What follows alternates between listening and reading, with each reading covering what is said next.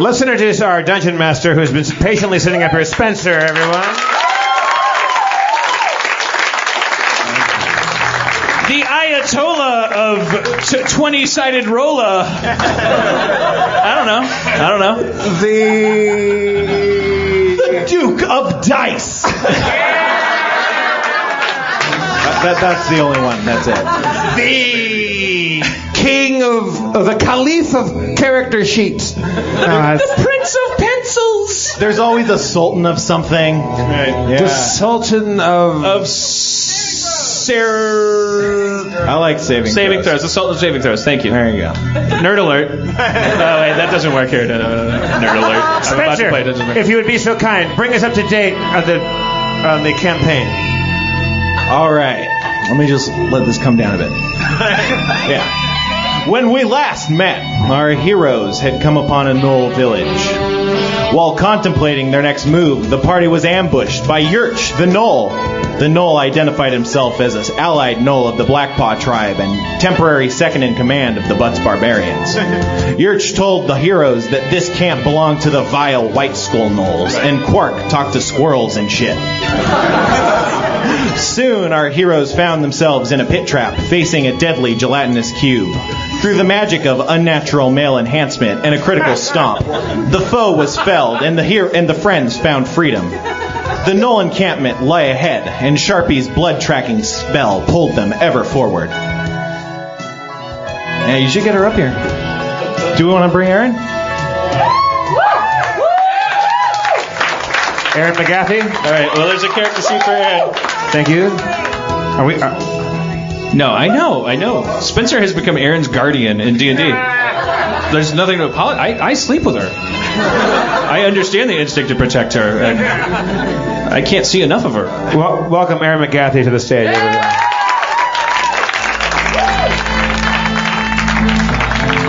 For better or for worse? I just spilled vodka all over my face, so I don't know if I have. For worse. I was pinching the cup and I squirted vodka in my face. Well, I will hide the ring a week longer.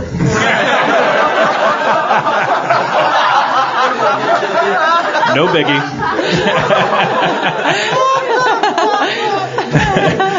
Did you? Was that a don't joke about that? I was at the This Feels Terrible live show. I guess because the right response is don't fucking joke about marrying your girlfriend. That's not funny. Yeah, it's irresistible. It's irresistible sometimes. Women love jokes about pretending to not want to marry them. It's their favorite thing. Or just teeing up like, yeah, let's get married. Like always hilarious. Always helps your relationship. Well, good news. I squirted vodka all over my face because I'm wasted, so I won't remember anything. I always don't remember. We make the mistake of playing Dungeons & Dragons at the last point in the show, so no matter how sober I am when I come up here, I'm always like, I'm wrapped by Spencer's description of what we did last week. I'm like, okay, all right.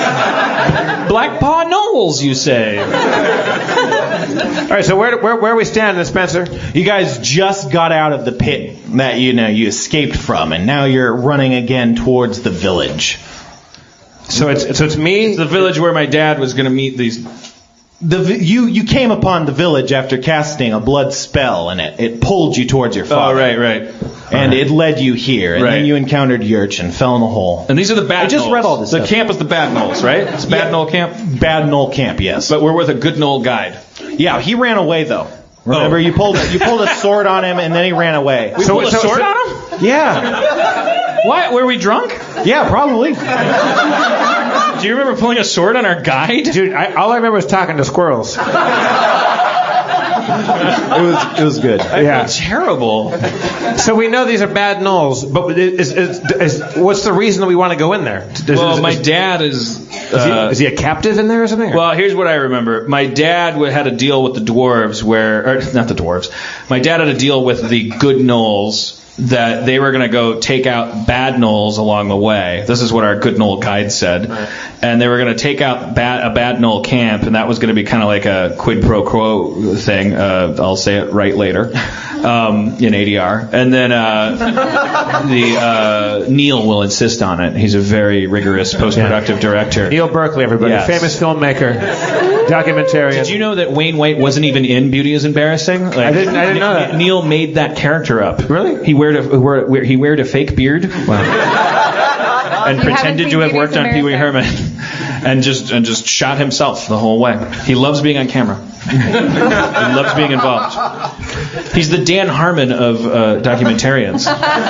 He ends up making everything about himself. He just rolls around in a bed of mirrors. So many cuts all over his body. If Neil Berkeley ain't in it, it ain't a Neil Berkeley feature. It's like he chomps a cigar and says that. That's on his car. All right, stop it. Can I use move silently to go into the cave? Yeah, you can try and move silently. Yeah, let's roll for it. Haha! Adventure. Silent No, adventure. you can't say things out loud when you're moving silently. You just wasted a move silently. You're making a bunch of ruckus. Indeed, you do make a bunch of ruckus as you make your way towards the Knoll village. Here we go. Even still, no one seems to take notice of you. All right. You do notice flames licking the skins of the dwellings of the Knolls, and smoke billows out into the sky. You can hear the sounds of screaming and shouting, and the ringing of clashing blades. Oh, your dad's in there kicking ass right now. He's been here. Let's go in and help. These licking flames remind me a lot of the belt that used to lick my ass. Wait. Your dad licked your ass? No, his belt did. His belt? How do you know it was his belt? It's a magical belt. Because it was hard and held his pants up. That's called his dick. His dad hit him with a belt. You weren't there. I'm just going on what you give me. Sharpie, I must confess, I am 4,000 years old and I was there. Jesus. Yes. Her face is covered in vodka. I feel like that there's a battle going on, and we owe it to the memory, at least of the kinship of your father, to go in there and help in this battle. All right, let's head towards the fray. Yes, I have many arrows. Let's go. Shoot them one at a time. Arriving at the village, you're met with a grisly scene. Flames consume the tall grasses surrounding the bone dwellings, and wooden furniture, animal hides, and all sorts are on fire. A few of the huts are collapsed, as if devastated by a single blow. And the corpses! Knolls lie slain in pools of their own blood, some with vicious gashes, others with broken backs and necks, and still others torn asunder or cleft in twain. You hear the pounding of massive feet shaking the earth, and then you see him. Lord Mango Buttsalot. Mango? Wait, can I tee up his entrance? Just let me keep looking at the corpses, and then I go, what dire force wrought this? And then you hear the and the puddles of blood shiver, you know? Yeah. And then he's coming. War Chief of the Butts Barbarians, standing 7 feet tall, boasting 380 pounds of raw muscle. The Barbarian Chief's body is burning red with the bloodlust of a barbarian rage. Clad in studded leather armor and wearing a dazzling and magnificent multicolored dream cloak, red, blue, and yellow, the colors of the Buttsalot tribe. He also wears a great horned helmet and a dazzling magic belt. Upon seeing you, I think I know where this is going. Upon seeing you, he charges, barreling at inhuman speeds towards you, swinging a massive anchor as easily as if it were a small wood hatchet in wild, dangerous arcs. He gets like this. Run! We have to wait for his berserker rage to settle out. But I, as a fellow barbarian, recognize him and jump in the way of Lord Buttsalot and Sharpie and say, "No! This is Sharpie." I will say that realizing you are a barbarian and you realize that you don't think you can stop a barbarian with words, but you can try that if you'd like. It's like telling Adam Goldberg like to come up on stage later. Like it's not a. So I can't use my words. You definitely can. I mean, I'm just telling you that you know barbarians, being a barbarian, and they get mindless. Let's just get. I'm saying get out of it as quickly as I can. I'm saying like he gets like this. Like I was raised by a barbarian. I get it. Like let him peter out. He's in a rage. He's not gonna understand anybody. He's not gonna. You get it, but you're also always fighting against it. Fighting against what? Him? You. What? And him. Not bothered by your idle chit-chat, he charges, bowling into the group of the three of you. He manages to knock Dan and Jeff high up into the air, and they land flat on their backs. Ooh. You guys each take 2 damage. What? Motherfucker. Can I use my bird? That would have killed me at level 1.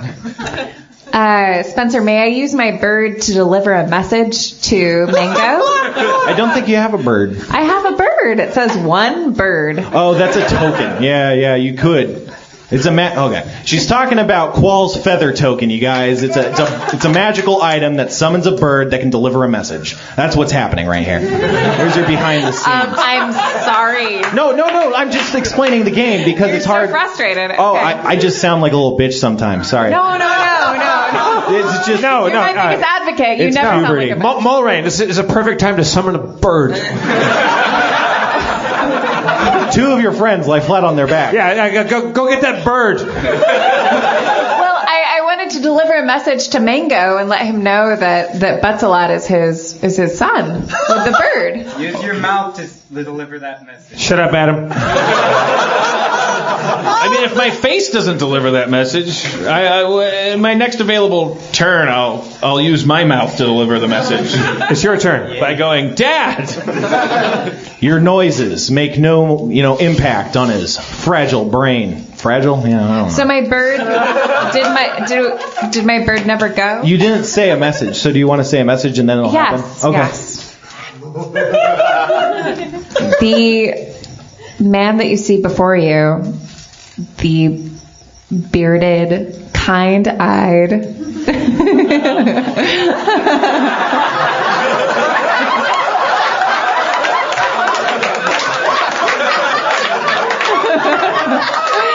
Speed it up. His face looks like you could Treat it like a tweet. 140 characters or less. The kind-eyed, steel-dicked man that you see before you is your son. Is that what Ian McKellen whispered to that moth on the... I always wondered what he was saying to that moth in Lord of the Rings. It's like he said some shit and then it went away, and then it came back, and it's like, what did he say? Go get the eagles. Tell him to come by at just the right time. I can't believe Adam His killed lips Big Red. are like soft valleys that giants roll in after long nights to massage their backs because they're so soft. Sorry, guys. There's a limit of 100 words on the spell. That's in the rules. The person that you see is your son. That's your son, that little beardy. She said it. She clicked send. She did it. She clicks send. The coin transforms into a beautiful dove and flies right into the ear of Lord Mango Buttsalot. You hear it tweeting softly, and then he claps the side of his face and it crumples and falls to the ground. Are you kill your dad? The dad just killed the bird. Yeah. He heard your message. You thought the dad crumbled to the ground? Why would he kill a bird that talks? Because he's crazy. He's in a berserker rage, you guys. Like, Buttsalot, can we just kill your dad? He seems shitty. He just killed a bird who tried to talk to him. I cast mage armor. You cast mage armor. And I stand up and I look him right in the eye. Prom night style. I don't get the reference. I don't see things. Dan. Sorry, Sharpie. You sure you don't want to send another bird up there? No, Not the movie prom night. I mean the actual ritual prom night in all adolescents' lives when you finally bear down on your fucking dad because he won't give you the keys to the car because he didn't clean your room and you're not supposed to go to prom. Oh, Like, yeah. actual, like looking gangly and ridiculous and having your first pubescent, like, showdown with your alcoholic, shitty... Pubescent Showdown's my favorite band.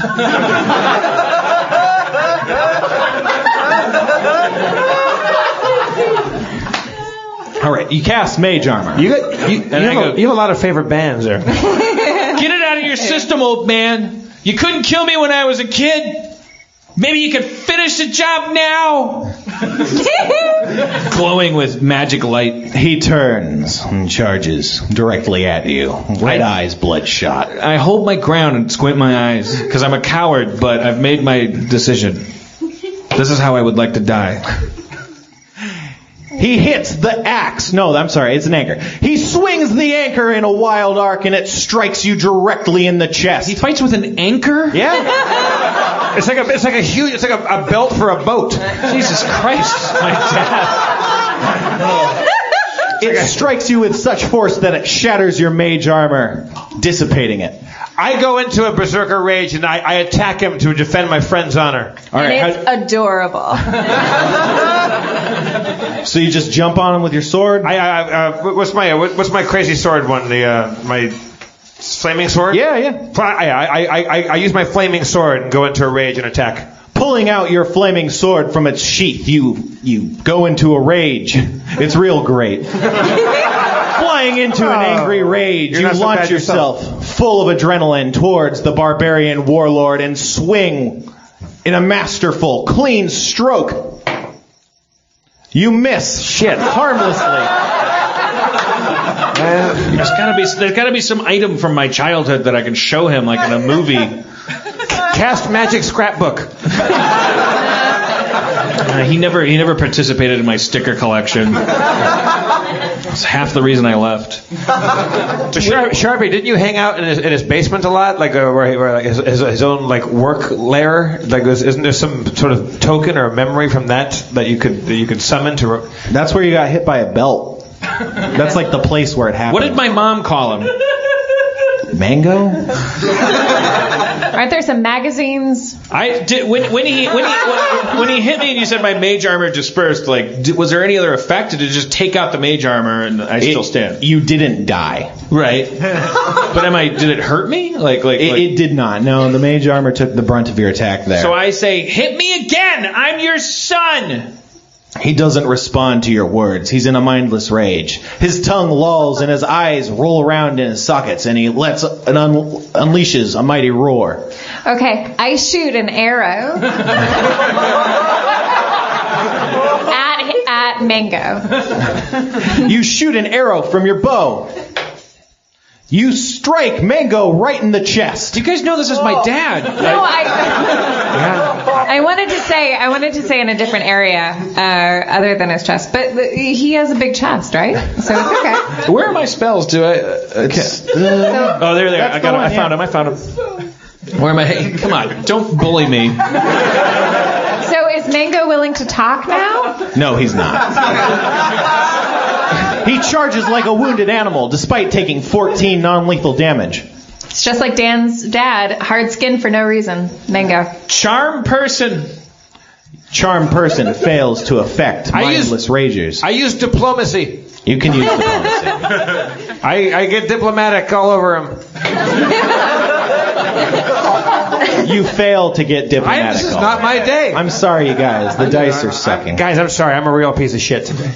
I shoot an arrow at his feet, like both of his feet. I wait till I'm parallel so I can shoot both of his feet with the same arrow. Yes, and then to the other foot. It's a little like real world Road Wheels challenge where your feet are tied together. That's a pretty tough shot to nail there. Yeah, but, pretty shitty reference, but yes. You fail to meet your mark. Oh. Hypnotism. Is that one of your things, or you just want to talk about it? Can I redact that? Okay. Like on a drive-through? Sleep. Ooh. He's entitled to a will save. Oh, shit. He falls asleep. had to learn to do that. That's my origin story. Take his belt off while he's sleeping. Jesus, you guys, that's my dad. No. You shot arrows at his chest. So Mango's asleep right now? He's asleep. I run up and take his anchor away from him. Wait, don't do anything. Well, yeah. I'm just disarming him. He's got friends. They're gonna think that we're trying to kill him. I run up and I thrust at his head like I'm humping him, and then I giggle and I run away and I'm embarrassed. I look around for allies of my father. Like what? I take a Post-it note and draw dick and balls and put it on his forehead. You succeed. Nice. I put his hand in a cup of warm water. No. Not gonna fly. I put some dog shit on his finger and tickle his nose. There's no dog shit. Let's just write racist on his forehead. Check out Instagram. Sharpie, do you want us to defeat him, or do you want him to join us? My first order of business was to get him to stop killing us. Second on that list, though, is to not have us kill him. That's my dad. Came here to meet him. Of course. I'm looking around for his attendants. You don't see any attendants. The burning Knoll encampment seems rather barren. It seems like everyone who could die is already dead. He took care of business. Can I give Mango Buttsalot my bedroll? Yeah, well, he's unconscious, so he can't accept it. Like, you could place it on him or something. Yeah, I'm gonna. Yeah. Or you could tuck him in, I guess. Yeah, Mulrain, put a bedroll on him. Here's my sincere advice. He was in a berserker rage. That's why everyone here is dead. That's why he's the leader of his tribe. Well, he's not himself when he's in that mode. Like, if we tie him up and take all his shit when he wakes up, he'll actually be pissed at us normal, like sober. If we just let him have his shit, he'll wake up normal. He's not going to be in a berserker rage when he wakes up. Like, he'll be normal. He's still my dad. He's not going to kill us when he wakes up. Sharpie, when was the last time that you and your dad had a really nice time together? Should we try to recreate that? Well, I don't want to play the blame game. I don't come from that school of therapy. It wasn't a positive relationship. I left and became a wizard, but But I mean, was there a time, like your last good memory with him? Like, can we position him in a certain way? I don't think there's any manipulating this guy. I think he's kind of salt of the earth type, and manipulation is more. Well, then can we eat his organs? I feel like I'm talking to like a artificial intelligence. I don't know what you're saying has to do with what I'm saying, but what my recommendation is that we prop the guy up in a comfortable position with his weapons at hand and wait for him to wake up a normal guy. He's not going to like me when he wakes up, but he's not going to try to kill us. He's my dad. I summon a squirrel. It's the same day as the last day we met, and you can only cast Speak with Animals once per day. Okay. I'll bide my time. Soon. I have a flashback. You have a flashback. To when? 10 years old. 10 years old. I choose Jeff Davis to play the role of young Lord Buttsalot, barbarian, in the tower of wherever I grew up when I was 10. I'll play the tower. It's like Why is there vodka all over this tower? God damn it, I've been working all day. Been kicking Noel's asses, son of a bit. Father, What? I've been thinking about what you said. I don't give two shits. I don't pay you to think. I don't even pay you. You said that I'd never make a good barbarian. I know that. Look at you. You don't have the forearms. But what of magic, Father? Magic. La-di-da. I like magic. It's not I'm like going to go that, hang out with Patton Oswalt at magic parties. Magic can be used to defeat monsters and gain treasure, same as barbarism. Show me some magic right now and prove it to me. You just pooped on the carpet. That's not magic. That's disgusting. Anyone can poop on the carpet. Look, I cast magic fart. I need to go abroad and study it. Otherwise it won't work. That's what I'm saying. Well, so being a barbarian is not good enough for you, huh? I didn't say that. I'm not good enough. You always say I'm not good enough. You're not good enough. Let me be good enough. Let me do what I'm good at. Oh, yeah. I'm made of stone.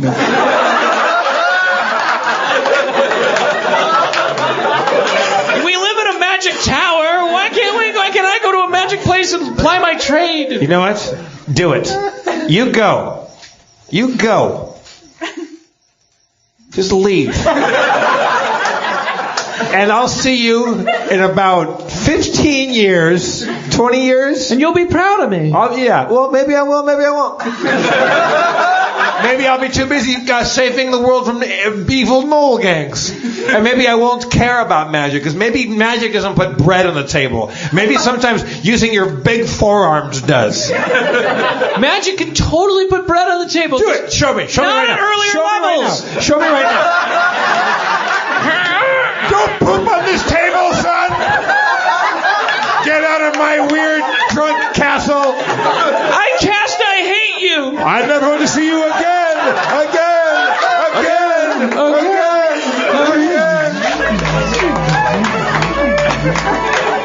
You snap back into the real world.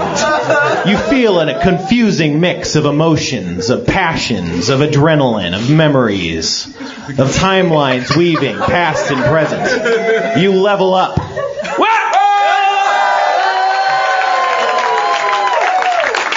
Flashback, level up. Flashback, level up. You can level up by having a memory. That's the best D&D game ever. All right, let's have it for Spencer. Let's end there where we level up.